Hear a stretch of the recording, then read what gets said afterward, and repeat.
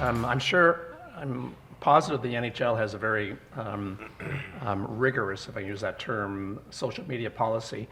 Were you with the AHL? Did you develop your own? Did you take some cues from the NHL? How do you, when you know that eventually a lot of your players are going to end up in the NHL? How do you manage, from a best practices point of view, how you deal with this with the AHL?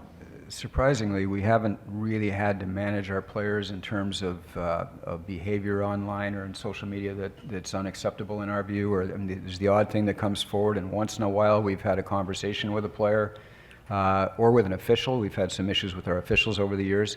But for the most part, all of that interaction with our fan base has been really positive and productive. And as Nick said, building that relationship between the player and the fan is really a big part of any brand strategy now. And it's not rocket science. If you're in the American Hockey League or you're in any of the other leagues other than the NFL and the NHL and the NBA, it doesn't take a rocket scientist to figure out what your brand strategy needs to look like. Those leagues are doing it. They're all over it. I was listening to Marianne yesterday here from the NFL and some of their strategies, and if you hear from Heidi Browning at some point with the NHL, I mean, it is all about selling the passion in your game and the connection between your fans and your players, and that's what young people want.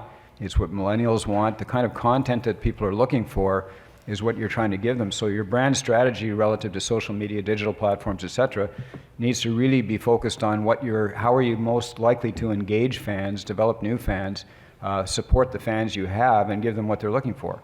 And I think fans everywhere are looking for the same stuff, and we're able to kind of piggyback on what we see other leagues doing and try to drive that same kind of content for our fan base.